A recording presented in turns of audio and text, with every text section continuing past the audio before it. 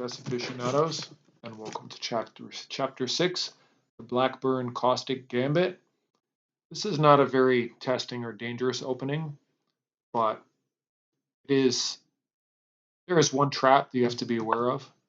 So opening starts after knight c6, and this is the first time we'll see what our move 3 recommendation is, which is bishop c4 after knight c6.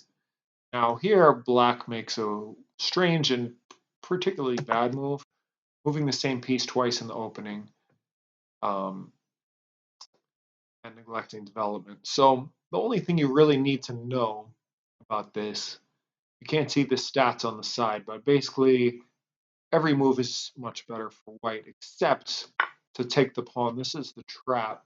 I'm just going to show you briefly the type of trouble that white can get in if he does take this pawn. So here, this is a common trap in these type of lines. It's a double attack on g2 and the knight. And yeah, there's really no satisfactory way to try to handle this. White can try to survive, but you don't want to survive, you want to win, especially against a bad opening like this. For instance, say white goes ahead and takes this pawn, forking these two. Well, yeah, now his rook is getting hit. The knight is coming in. For example, say the rook tries to find safety. Queen takes pawn, bishop blocks, and a 7-move miniature for black. So this is the type of trouble that you can get in if you do take the pawn. But the thing is, there's no reason to take the pawn.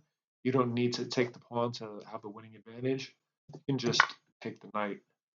And after he takes back, you can castle. Now, I could really cut this video short here and call it a day. I mean, black has doubled pawns. White has a bishop out, and he's castled already. Black has nothing out. He had one piece just for it to be traded off. So this is terrible, but we'll look a little deeper because why not? So most common here is d6. Just trying to, get the bishop out.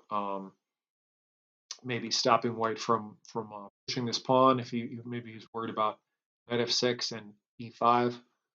So here we're going to play c3, and this is a move we'll see very, very often in a lot of our lines, especially in the Evans Gambit.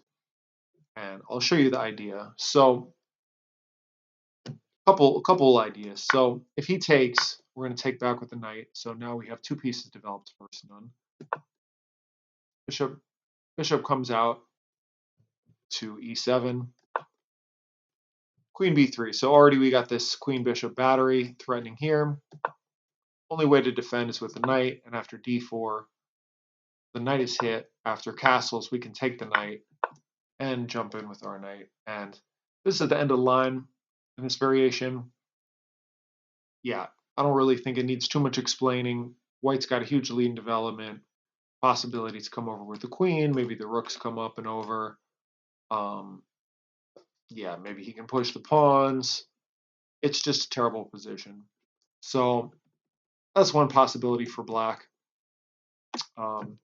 If instead of taking the pawn, he plays c5, we do the same thing. And yeah, there's not really much to comment here. This is probably even worse.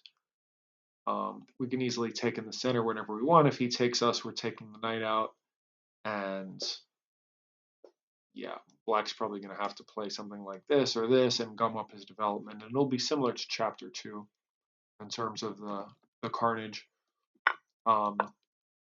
So main other move is to bring the knight out. Now we could kick the knight straight away, but then d5 comes, and it's actually not quite so clear. So better is to get behind the pawn first. And then, yeah, d6, this will be similar with c3. And this might even be worse for black because now the knight can't go to h6. And after queen e7, for instance, we're taking with the knight. We're getting ready to play d4, bishop g5, pinning the knight to the queen, hop in with the knight. It's just all bad for for black. And that's really all there is to say about this line. It's just not a very good move. It's like a one-trick pony. If you take the e-pawn, you'll be in trouble. If you take the knight, and you know, there's other moves as well. You could play c3, let him take you. You could just castle straight away. But this is just so nice and clean and easy. Getting ready to just push this pawn, um, push here, get all your pieces out really quickly, possibly get an attack on the king. Worst case, you just get a huge lead in development. So that's all I really have to say about Blackburne Kostić Gambit. And happy chessing. Don't tilt. Play well. And I'll see you in the next video.